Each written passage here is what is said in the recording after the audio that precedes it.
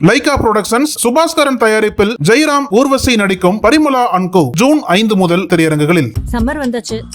Watts your plan for this holiday? எங்க கிட்ட விட்டுருங்க, நாங்க பாத்துக்கிறோம். GT Holidays, South India's #1 travel brand. அப்போ இத்தனை வருஷமா சாஃப்ட்வேர் நாங்கள் நம்பர் 1 சாஃப்ட்வேர் கம்பெனிஸ் இது எல்லாமே. அதனால தான் சாஃப்ட்வேர் கம்பெனி TCS 100 கம்பெனிஸில் TCS வெளியில் வந்துச்சு. உலகத்தில் 100 பிக்கெஸ்ட் கம்பெனியில் 3 கம்பெனி இருந்தது. 3 கம்பெனி இப்போ கிடையாது. 3 இந்திய கம்பெனில இருந்தது. 3 இந்தியன் கம்பெனி தான் இருந்தது. அந்த 3 கம்பெனியும் போயிடுச்சு. சார் இப்போ இந்த ஒரு வாரத்துல 2-3 ஏறிடுச்சு சார் பெட்ரோல் டீசல் விலைகள். இன்னும் ஏறலாம். அது எந்த ஸ்லாப்ல போய் நிற்கும் உங்களோட பார்வையில்? ஆல்ரெடி நிர்மலா சீதாராமன் மேடம் என்ன சொல்லியிருக்காங்கன்னா, இப்போ $100 வரும்போது 107 ரூபாய்னா $40 இருக்கும்போது 40 ரூபாய் வந்திருக்கும். ஆனால் 82 ரூபாய் தான் இருந்தது. சிப் டிசைனில் கான்சென்ட்ரேட் பண்ணணும். தாய்வான் ஹையஸ்டாக இருக்குது. ஏஐயில் தான் மேக்சிமம் இன்வெஸ்ட்மெண்ட் நடக்குது அமெரிக்காவில். இப்போ இந்த 3 இடத்துலையும் நம்ம இல்லை. தங்கம் வாங்காதீர்கள்.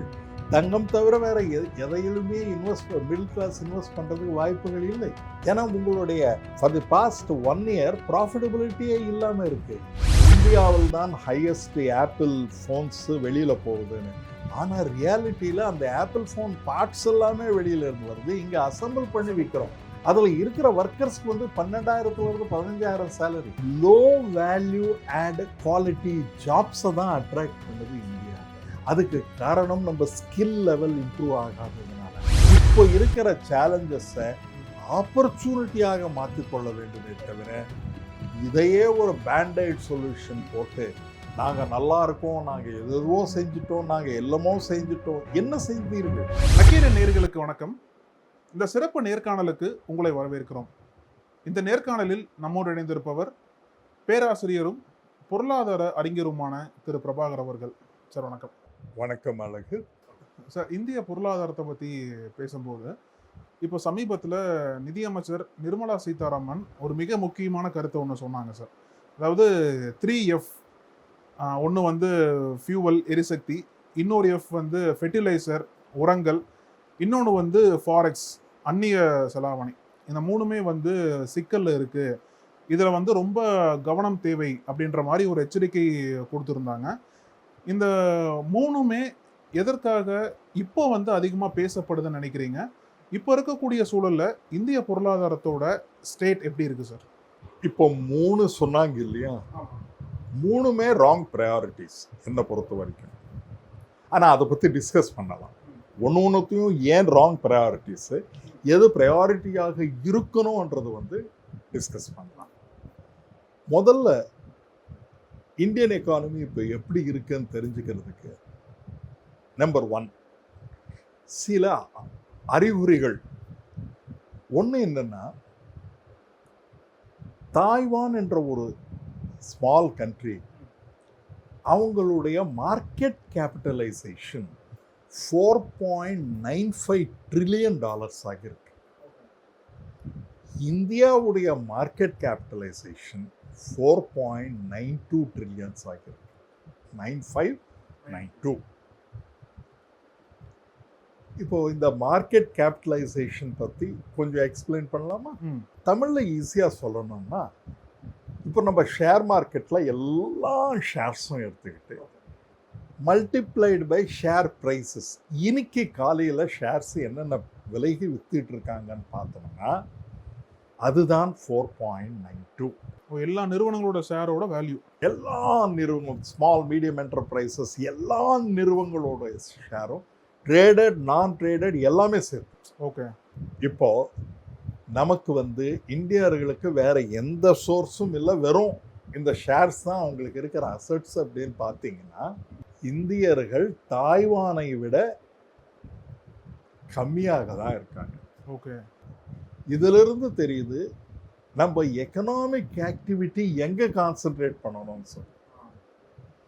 தாய்வான் வந்து ஒரே ஒரு கம்பெனி, TCMC வந்து ஒரே ஒரு கம்பெனி, அதனுடைய market capitalisation 42% of the Taiwan. And உலகத்தில் இருக்கிற எல்லா எல்லா இன்வெஸ்ட்மெண்ட்டும் அங்கே தான் போகுது. அதனால நம்ம ஒன்று கான்சன்ட்ரேட் பண்ண கூடியது என்னன்னா, அங்கே தான் அந்த டிசிஎம்சியில் தான் world largest manufacture of chips, okay, semiconductor chip. Semiconductor chips. இந்த செமிகண்டக்டர் சிப்ஸ் தான் உலகத்தில் இருக்கிற எல்லாத்தையுமே இயங்க செய்யுது. நம்ம கார்ஸு எல்லாத்தையும் இயங்க செய்யுது. அதனால நம்ம ப்ரையாரிட்டி நம்பர் 1 என்னவாக இருக்கணும் அப்படின்னா, சிப்ஸ் மேனுஃபேக்சரிங் ஆர் சிப் டிசைனில் இருந்திருக்கணும். ஆனால் ஒரு சி நம்ம கோட்டை விட்டோம். சரி, இது ஒரு இதுவாக இருக்கும்போது உலகத்தில் நம்மளுடைய இந்தியாவுடைய டோட்டல் கூட்ஸ் அண்ட் சர்வீசஸ் 3% இருந்தது. இந்த வருஷம் அது குறைந்து விட்டது, 3 விட குறைந்து விட்டது. அதனால நம்மளுடைய நம்ம க்ரோ ஆயிருக்குமா இல்லையான்றது வந்து ஒரு கேள்விக்குறியாக இருக்கு.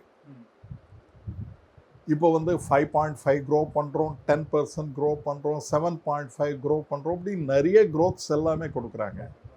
ஆனால் சுபாஷ் கார்க் என்ற கவர்மெண்ட் ஆஃப் இந்தியா ஃபைனான்ஷியல் செக்ரட்டரியாக இருந்தவர், அவர் கிளியராக என்ன சொல்கிறாருன்னா, nominal growth, real growth, number 3 dollar க்ரோத்துன்னு சொல்கிறாரு.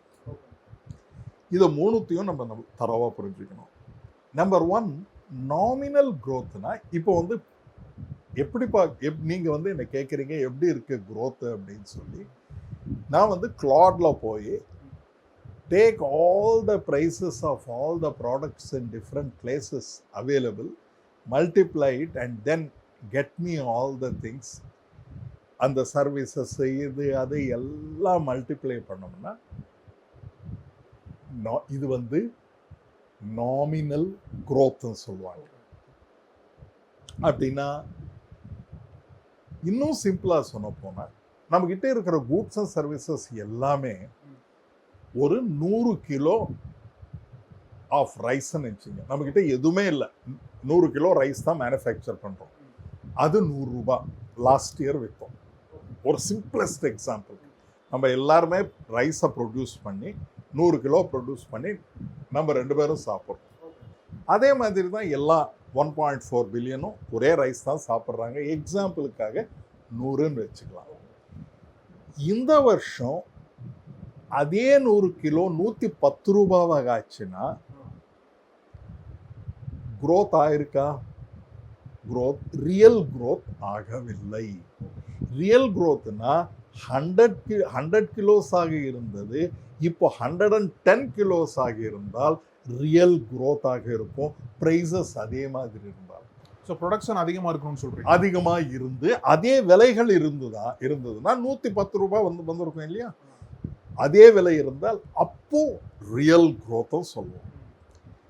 அதனால நம்ம என்ன பண்ணுவோம், இப்போ வந்து போய் ப்ரைசஸ் எல்லாமே கால்குலேட் பண்ணி இந்த இன்ஃப்ளேஷனை அதில் இருந்து எடுத்துடுவோம். நம்ம இப்போ வந்து 100 ருபீஸாக இருந்தது 110 ருபீஸாக இருந்ததுன்னா இன்ஃப்ளேஷன் 10% ஆயிடுச்சு. அந்த 10%ம் எடுத்துட்டோம்னா திருப்பி 100% வந்துடும், 100 ருபீஸுக்கு வந்துடும். இதே போல தான் நாமினல் க்ரோத்தும் ரியல் க்ரோத்தும். இந்த நாமினல் க்ரோத் வந்து 7% தான் இருக்கு, 7 to 8% தான் இருக்கு. என்னுடைய கால்குலேஷன்ஸ் படி இட் இஸ் அப்ராக்சிமேட்லி 8.5% தான் நாமினல் க்ரோத்.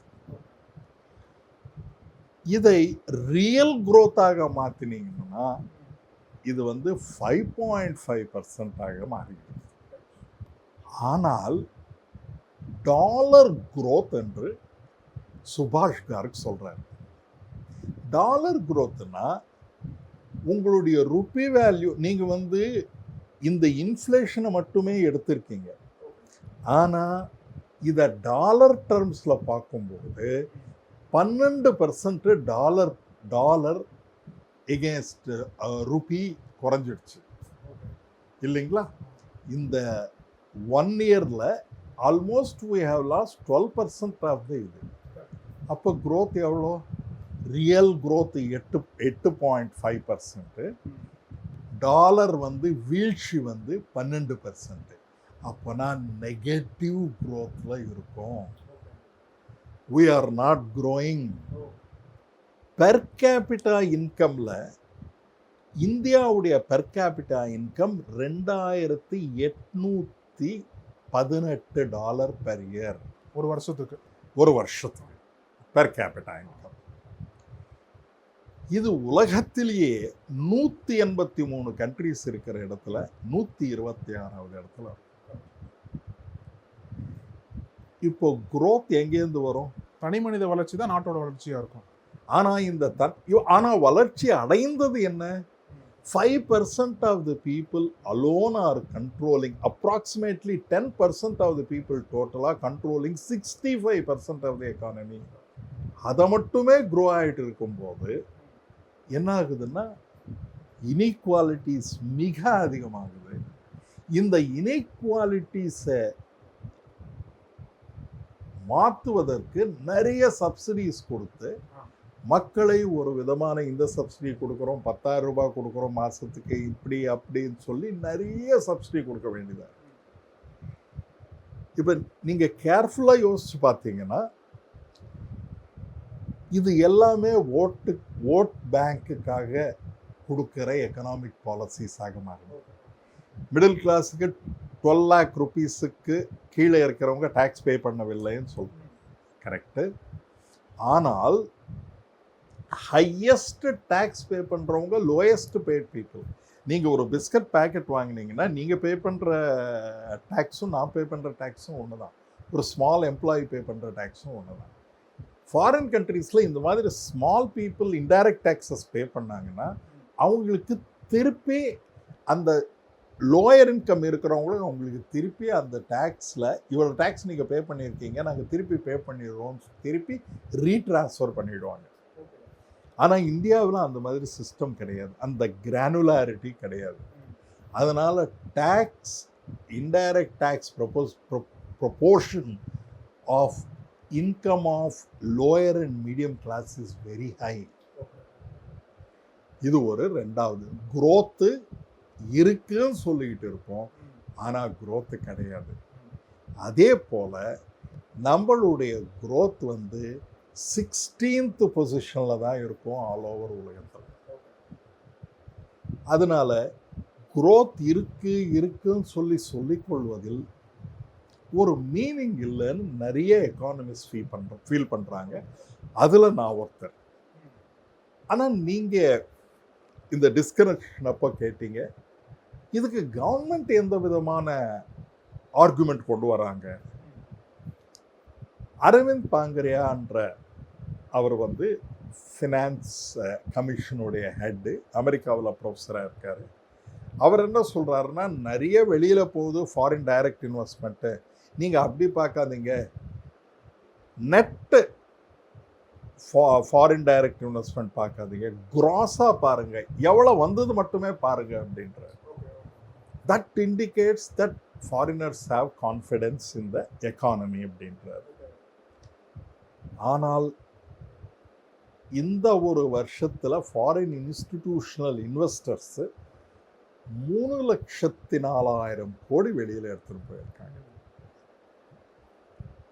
இது எப்படி? அது வந்து ஷார்ட் டேர்ம் தான்ன்றாரு. அது ஷார்ட் டேர்ம் எப்படி ஆகும்? இது ஷார்ட் டேர்மில் தான் ஆயிடுச்சு, திருப்பி அந்த கேபிட்டல் எல்லாம் திருப்பி நமக்கு வந்துடும் அப்படின்றார். அது எப்படி வரும்? இங்கே இருந்து கொண்டு போன பணத்தை எல்லாம் எங்கே திருப்பி கொண்டு போய் அவங்க வந்து இன்வெஸ்ட் பண்ணுறாங்க? அவங்க இன்வெஸ்ட் பண்ணுறது எல்லாமே அமெரிக்காவில் இருக்கிற ஏஐ கம்பெனிஸ்லையும் எனர்ஜி டிரான்சிஷன் இருக்கிற கம்பெனிஸ். சைனாவில் இருக்கிற எனர்ஜி டிரான்சிஷன் ஆகுது பாருங்கள், from petroleum to electrical, wind energy, இதில் போகிற ஷேர்ஸில் எல்லாமே அவங்க இன்வெஸ்ட் பண்ணுறாங்க. நம்ம இந்தியாவில் எனர்ஜி டிரான்சிஷன், பெட்ரோலியம் ப்ராடக்ட்ஸ்லேருந்து வேறு ப்ராடக்ட்ஸ் போகிற டிரான்சிஷன் இஸ் நெக்லிஜிபிள். ரொம்ப கம்மி தான். நெக்லிஜிபிள், அப்சல்யூட்டாக கிடையாது. இந்தியாவில் இப்போ என்ன கார்ஸ் மேனுஃபேக்சர் பண்ணுறோம்? எலக்ட்ரிக்கல் கார்ஸு கிடையாது. இப்போ என்ன சொல்கிறோம்? எலக்ட்ரிக்கல் இதில் எத்தனால் யூஸ் பண்ணலாம்னு சொல்கிறோம். ஹைட்ரஜன் ட்ரெயின்லாம் கொண்டு வருவாங்க சார். ஹைட்ரோஜன் ட்ரெயின் கொண்டு வரதுக்கு எத்தனை நாள் ஆகும்? அது லாங் டேர்ம் சொல்யூஷன். இப்போ இருக்கிறது நிர்மலா சீதாராமன் மேடம், இப்போ ஃபினான்ஸ் மினிஸ்டர் சொல்கிறது இது இப்போ பெரிய பிரச்சனையாக இருக்கேன். தேர்ஃபோர் ஃபஸ்ட்டு வந்து இந்த எனர்ஜி டிரான்சிஷன் நம்ம நடக்கவே இல்லை. எனர்ஜி டிரான்சிஷனில் கான்சன்ட்ரேட் பண்ணணும். நம்பர் 2, சிப் டிசைனில் கான்சன்ட்ரேட் பண்ணணும். தாய்வான் ஹையஸ்டாக இருக்குது. ஏஐயில் தான் மேக்ஸிமம் இன்வெஸ்ட்மெண்ட் நடக்குது அமெரிக்காவில். இப்போ இந்த 3 இடத்துலையும் நம்ம இல்லை.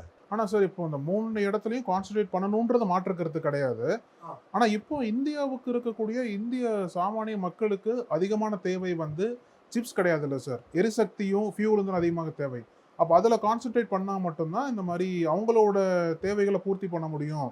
அதனால இந்த 3ல மட்டும் நம்ம கவனம் வைக்கலான்ற மாதிரி சொல்லியிருப்பாங்கல்ல சார். நீங்கள் சொல்கிறது ஒரு ஜெனரல் ஆர்குமெண்ட். இதே பிரச்சனை தான் சைனாவிலும் இருந்தது, இதே பிரச்சனை தான் அதர் கண்ட்ரீஸ்லும் இருந்தது. ஆனால் அவங்க மட்டும் இது ஏன் கான்சன்ட்ரேட் பண்ணாங்கன்னா, இதில் தான் அடுத்த உலகம் இப்படி தான் இருக்கும் என்று தொலைநோக்கு பார்வையில் அவங்க பார்த்துருந்தாங்க. அந்த தொலைநோக்கு பார்வை இல்லாததுனால தான் இந்த நிலைமையில் வந்திருக்கும்.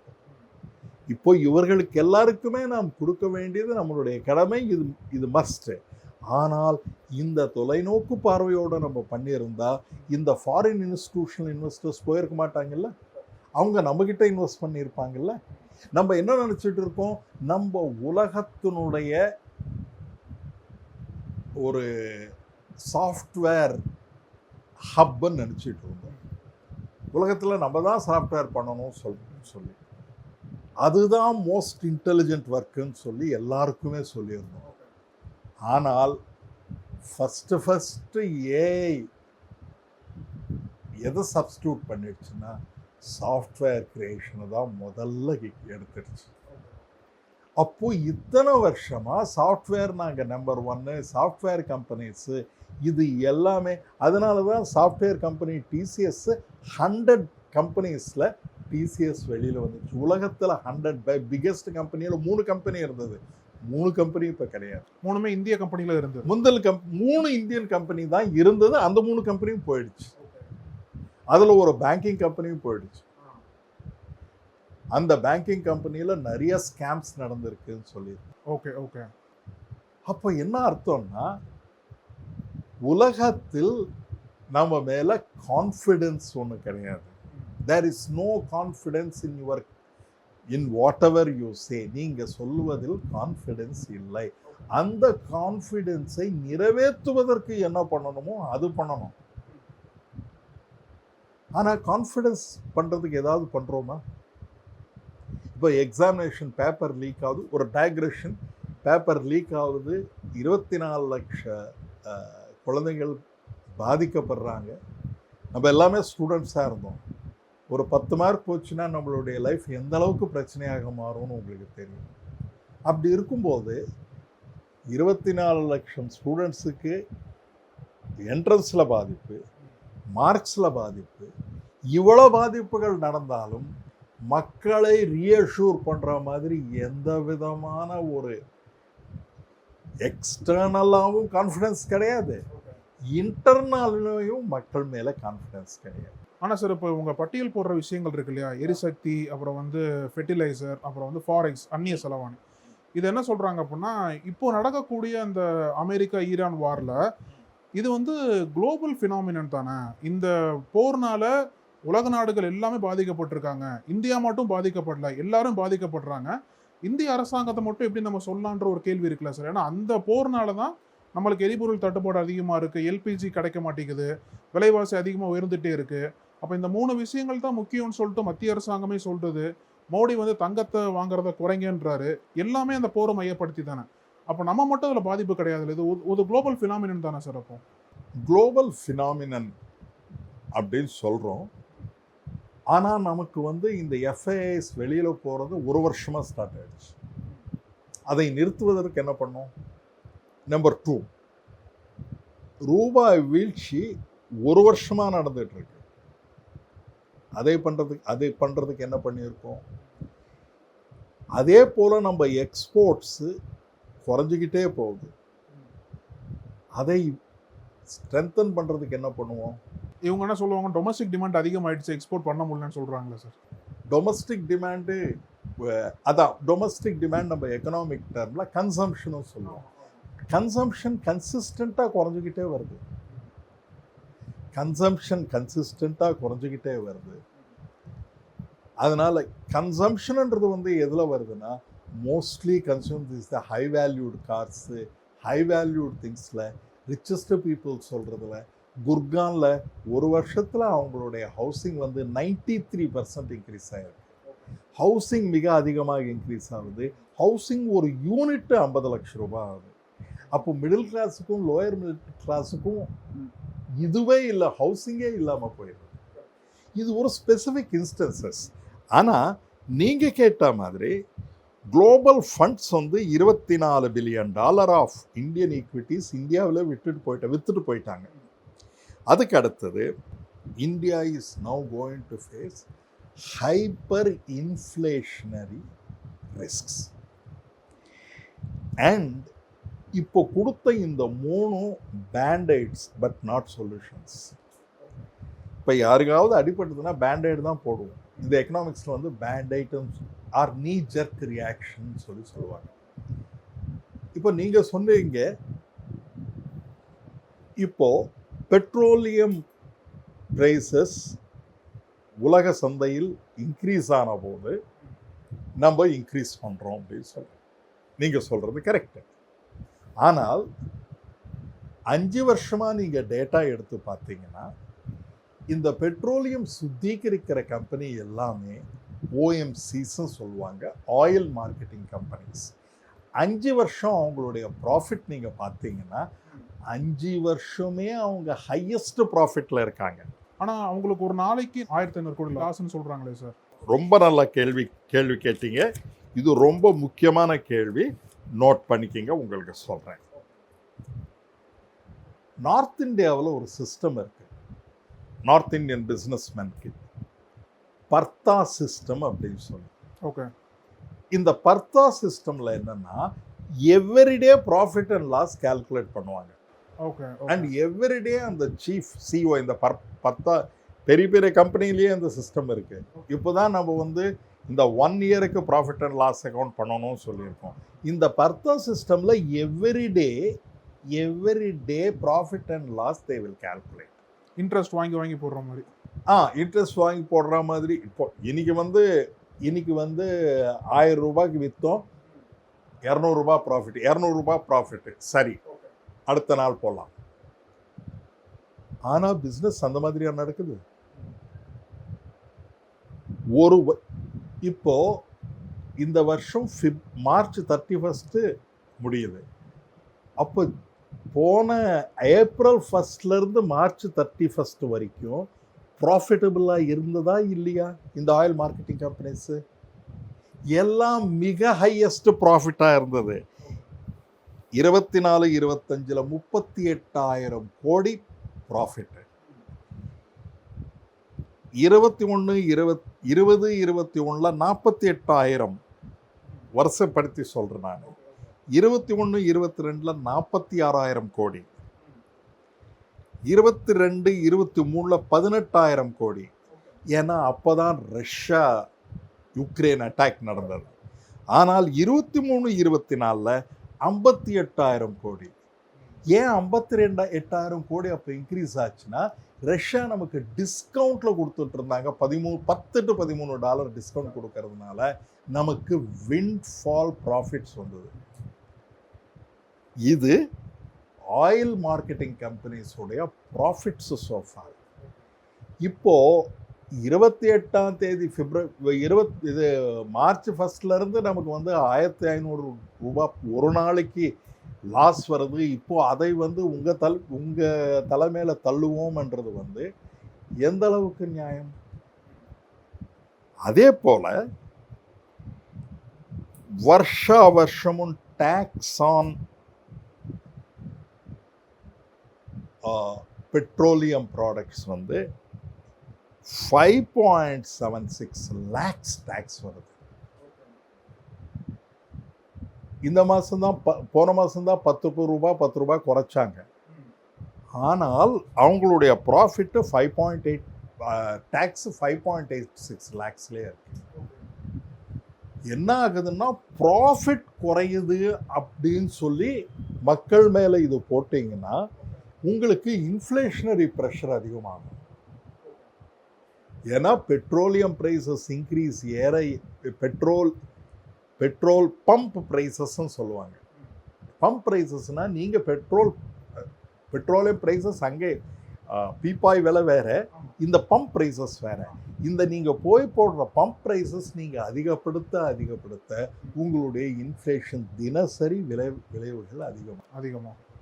இதை ஆயில் மார்க்கெட்டிங் கம்பெனிஸு கம்ப்ளீட்டாக அப்சர்வ் பண்ணிக்கணும்.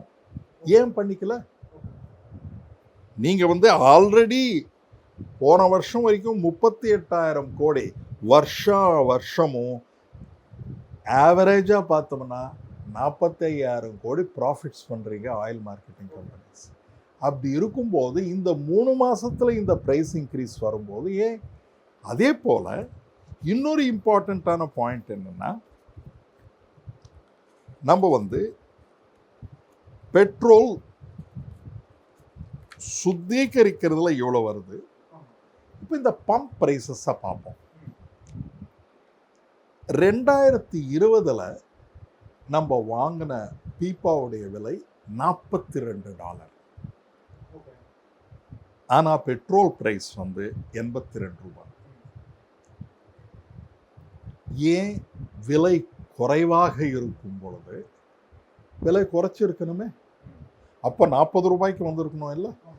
இப்போ $100 வரும்போது 107 ரூபாய்னா $40 இருக்கும்போது 40 ரூபாய் வந்திருக்கும் இல்லை? ஆனால் 82 ரூபாய் தான் இருந்தது. அப்போனா ஒரு லிட்டருக்கும் 40 ரூபாய் அதிகமாக 42 ரூபாய் அதிகமாக கலெக்ட் பண்ணியிருக்காங்க. 42 ரூபா வருமானம் மட்டுமே. ஏன்னா 2020 $42 ஆயிருந்தது. 2021 $71 ஆச்சு. அப்போ 100 ரூபாய் ஆக்குனாங்க. 2022 $100 ஆகும்போது 102 ரூபாயாக மாற்றிருக்காங்க. 2023 $82 ஆகும்போது 98 rupees கொடுத்தாங்க. 2026 100 ரூபாய் ஆகும்போது 105 ரூபாய் பண்ணியிருக்காங்க. அப்போனா வெளியில் இருக்கிற பீப்பாய்கள் விலைகள் குறைஞ்சாலும் குறையாவிட்டாலும் நீங்கள் 85 ரூபாய்க்கு தான் 82 ஆவரேஜாக 90 ரூபாய்க்கு பெட்ரோல் வித்துட்டு இருந்தீங்க.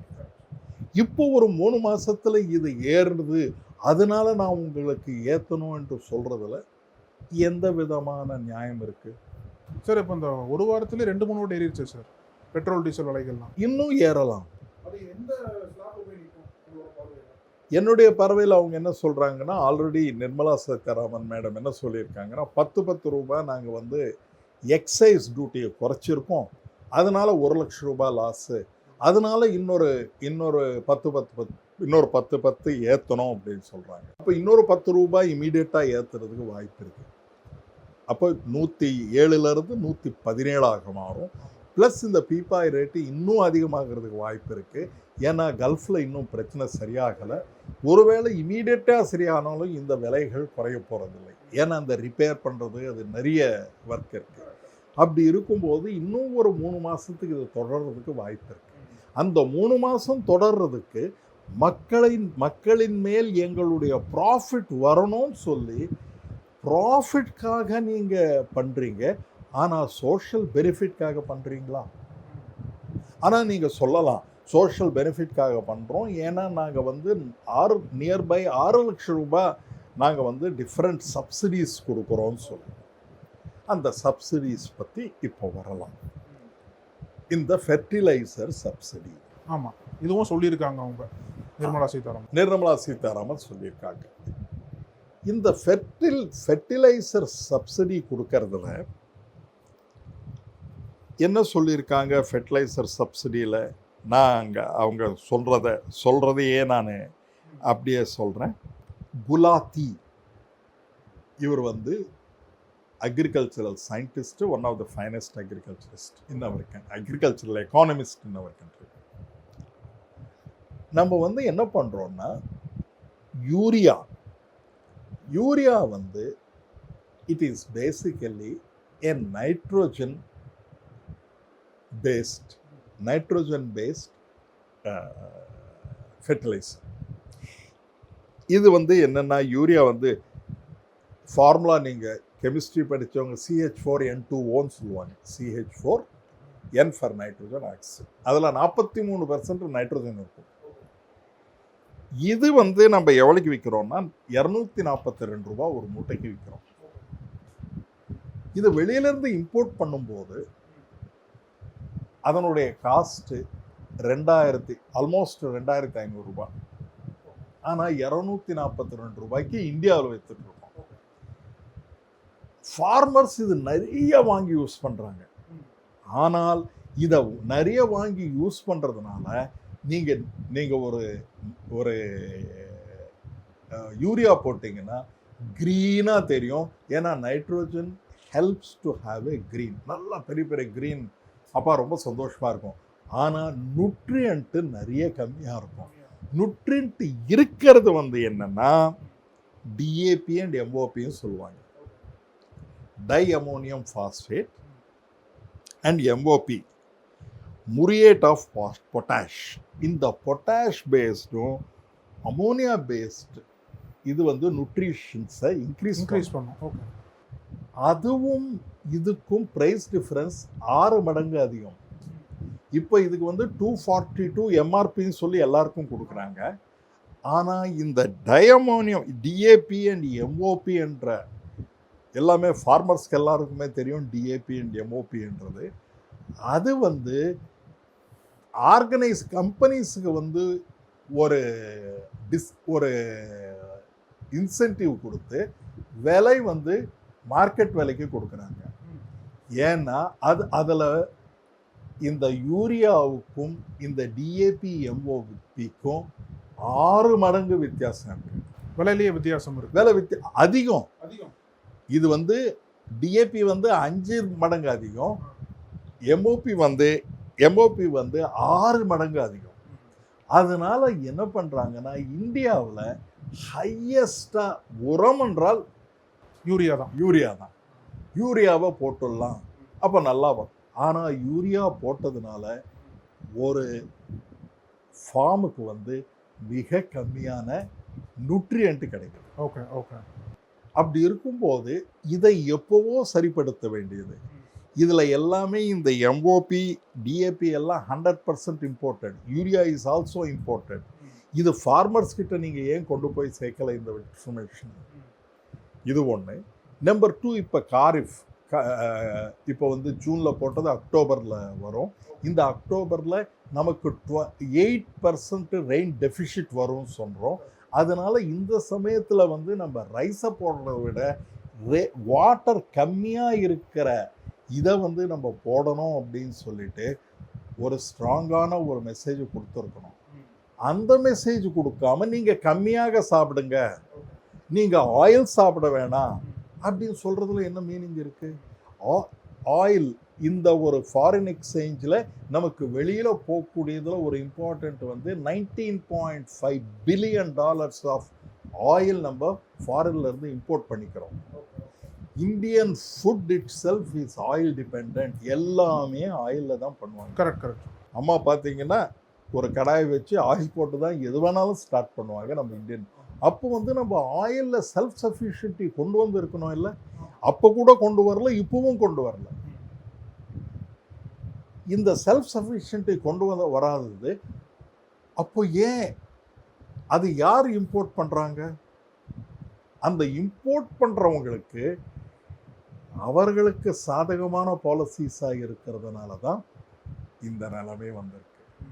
நீங்கள் செல்ஃப் சஃபிஷியன்சி இன் ஃபெர்டிலைசர்ஸ், எம்ஓபி, பொட்டாஷ், டிஏபி இது எல்லாமே நீங்கள் மேனுஃபேக்சரிங் இங்கே ஆரம்பிச்சிருந்தீங்கன்னா இந்த நிலைமைக்கு வந்திருக்காரு. அது எல்லாமே இம்போர்ட்டட். அப்படி எக்ஸ்போர்ட்ஸ் என்ன பண்ணுறோம்னா ஃபார்மசூட்டிக்கல் ப்ராடக்ட்ஸ் எக்ஸ்போர்ட் பண்ணுறோம். ஆனால் அந்த மொத்தம் எக்ஸ்போர்ட்ஸில் 33% இம்போர்ட் பண்ணி தான் நம்ம வேல்யூ ஆட் பண்ணி தான் எக்ஸ்போர்ட் பண்ணுறோம். Okay okay. ஆனால் வெளியில் சொல்லிக்கொள்வது இந்தியாவில் தான் ஹையஸ்ட் ஆப்பிள் ஃபோன்ஸு வெளியில் போகுதுன்னு. ஆனால் ரியாலிட்டியில் அந்த ஆப்பிள் ஃபோன் பார்ட்ஸ் எல்லாமே வெளியில இருந்து வருது, இங்கே அசம்பிள் பண்ணி விற்கிறோம். அப்போ நம்மளுடைய வேல்யூ அடிஷன் என்ன? அதில் இருக்கிற ஒர்க்கர்ஸ்க்கு 12,000 15,000 salary. Low value add quality ஜாப்ஸை தான் அட்ராக்ட் பண்ணுது இந்தியா. அதுக்கு காரணம் நம்ம ஸ்கில் லெவல் இம்ப்ரூவ் ஆகாததுனால. இதையெல்லாம் ஸ்ட்ரக்சரல் இஷ்யூஸும் சொல்கிறாங்க. இந்த ஸ்ட்ரக்சரல் இஷ்யூஸை அட்ரஸ் பண்ணாமல் நீங்கள் ஃபெர்டிலைசர் அண்ட் ஃபாரின் எக்ஸ்சேஞ்ச், இப்போது ஃபாரின் எக்ஸ்சேஞ்சுக்கு வரணும். இப்போ ரூபாய் விலை குறைந்து கொண்டே போயிட்டு எகென்ஸ்ட் டாலர். ரூபாயின் ரியல் வேல்யூ என்ன அப்படின்னு நீங்கள் கேட்டீங்கன்னா என்ன பதில் நான் சொல்கிறேன்? எப்படி கண்டுபிடிக்கிறது? 97 ரூபா இன்னைக்கு கொண்ட பதில் தான் சொல்லுவோம். 97 ரூபான்னு சொல்கிறோம். ஆனால் ரிசர்வ் பேங்க் NEER அப்படின்னு சொல்லி ஒன்று கால்குலேட் பண்ணும். இது ரொம்ப இம்பார்ட்டண்ட்டுங்க. NEER. NEER என்றால் என்ன? அண்ட் REERனா என்ன? அது ரெண்டுத்தையும் நம்ம புரிஞ்சுக்கலாம்.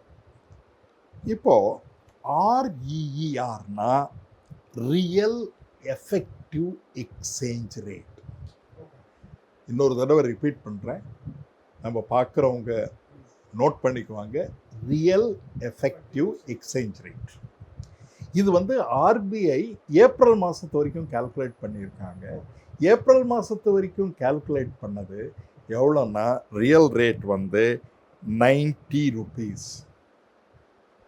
40 கண்ட்ரியோட நம்ம ட்ரேட் பார்ட்னர்ஸோட கால்குலேட் பண்ணி அவங்க கால்குலேட் பண்ணியிருக்காங்க. இது கால்குலேஷன் ரொம்ப அட்வான்ஸ் ஒன்றும் கிடையாது. NER நீர் மல்டிப்ளைடு பை ப்ரைஸ் டிஃப்ரென்ஷியல்ஸ்னு சொல்லி கொஞ்சம் இருக்குது.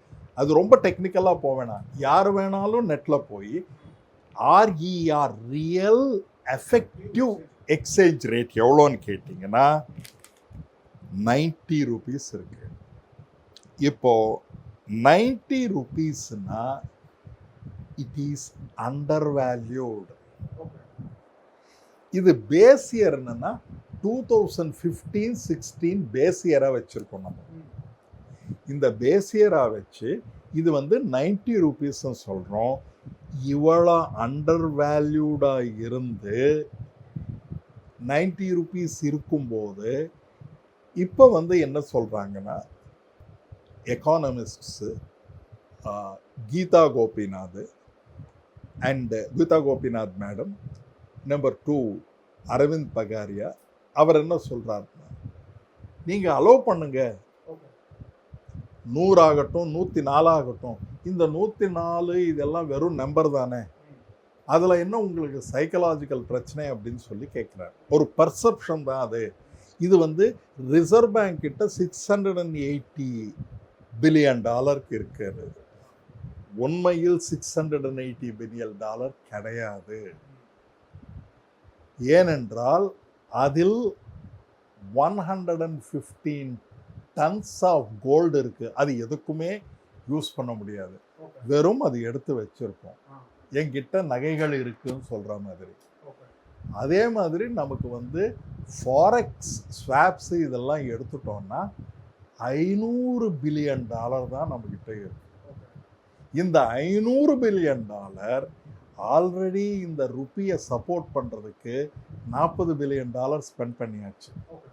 இப்போ வெளியில் சொல்கிறது 680 பில்லியன், ரியாலிட்டியில் இருப்பது 500 பில்லியன் தான். அதனால ரொம்ப ஃப்ரெஜைல் சிச்சுவேஷனுக்கு வந்துடுச்சு ருப்பின்னு சொல்லி சுர்ஜித் பல்லான்னு சொல்லி ஐஎம்எஃப்ல இருந்து ரிட்டையர் ஆகி நம்ம இந்தியா வந்தவர் என்ன சொல்கிறாருன்னா, most fragile currency in the world இப்போ இருக்கிறது இந்தியன் ருபி. அவரை கொஞ்சம் இது சொல்கிறதுக்கு டர்க்கிஸ் லீரா கூட சொல்லியிருக்காரு. இப்போ நான் பார்த்தோம்னா டர்க்கியை விட நம்ம கரன்சி கம்மியாக இருக்கு. அப்போது உலகத்தில் இப்போ number 1 fragile currency number 1. Therefore இந்த ஃப்ரெஜைல் கரன்சி இப்படி இருக்கும்போது இன்னும் இதனுடைய விலை குறைஞ்சிக்கிட்டே போச்சுன்னா, வீழ்ச்சியை அப்படியே தொடர்ந்ததுன்னா எந்த அளவுக்கு நமக்கு பிரச்சனைகள் வரும்? ஏன்னா நம்ம வாங்கக்கூடிய பொருள் எல்லாமே டாலர் பேஸ்டு தான். நீங்கள் எந்த ஒரு ப்ராடக்ட் வாங்கினாலும் டாலர் பேஸ் தான். உங்களுடைய ஃபெர்டிலைசர்ஸ் டாலர் பேஸ்டு, உங்களுடைய சிப்ஸ் டாலர் பேஸ்டு, உங்களுடைய எலக்ட்ரானிக்ஸ் டாலர் பேஸ்டு, உங்களுடைய பெட்ரோலியம் டாலர் பேஸ்டு, நீங்கள் வாங்குகிற எல்லா ப்ராடக்ட்டும் டாலர் பேஸ்டு தான். இப்போ இந்த ஷர்ட்டில் பாலியஸ்டர் இருந்ததுன்னா அதில் டாலர் பேஸ் தான் நம்ம வாங்குறோம். இப்படி இருக்கும்போது நம்ம டாலரில் க்ரோத்தும் ஆகலை, க்ரோத் நெகட்டிவில் இருக்குன்னு வருது. நம்பர் 2, ஃபெர்டிலைசர் சப்சிடி அதிகமாகுதுன்னு சொல்கிறோம். அது டிஸ்டார்டட் ஃபெர்டிலைசர் சப்சிடி. இது நிறைய தடவை சொல்லியும் அதை பற்றி எந்த விதமான ஆக்ஷனும் எடுக்கலை. நம்பர் 3, கரெக்டான பேட்டர்னும் கொடுக்கல. இப்படி இருக்கும்போது மக்களின் துயரம் இன்க்ரீஸ் ஆக ஆக ஆக இன்னும் இவர்கள்கிட்ட இருந்து இன்னும் நாங்கள் டேக்ஸ் போடணும், நீங்கள் இன்னும் தங்கம் வாங்காதீர்கள். தங்கம் தவிர வேற எதையிலுமே மிடில் கிளாஸ் இன்வெஸ்ட் பண்ணுறதுக்கு வாய்ப்புகள் இல்லை. ஏன்னா உங்களுடைய ஃபார் தி பாஸ்ட் 1 year ப்ராஃபிட்டபிலிட்டியே இல்லாமல் இருக்குது. ப்ராஃபிட்டபிலிட்டி இல்லாமல் இருக்கும்போது அவங்களுக்கு வேறு ஆல்டர்னேட்டிவ் கொடுத்தது தானே இருக்கும். அவங்க எங்கே சேமித்து வச்சுருப்பாங்க? Your money is already losing its value. தங்கம் வாங்குவது ஒரு சரியான மெத்தடாலஜியே கிடையாது, தெரியும். ஆனால் கோல்டு பாண்ட்ஸ் அப்படின்னு சொல்லி போஸ்ட் ஆஃபீஸில் எல்லாமே விற்று 2,40,000 கோடி ஏன் லாஸ் பண்ணாங்க கவர்மெண்ட்டுக்கு? 8 வருஷத்தில் நீங்கள் ரிடீம் பண்ணிக்கலான்னு கோல்டு பாண்ட்ஸ் இஷ்யூ பண்ணுமே, அப்போ இஷ்யூ பண்ணுறதெல்லாம் இப்போ ரிடீம் பண்ணுறாங்க. அந்த ரிடீம் பண்ணும்போது கவர்மெண்ட்டுக்கு 2.4 lakh crores லாஸு. தங்கம் அதிகமாக வாங்குங்கள்னு சொல்லி கோல்டு பாண்ட்ஸை இஷ்யூ பண்ணி இப்போ நிறுத்திட்டாங்க.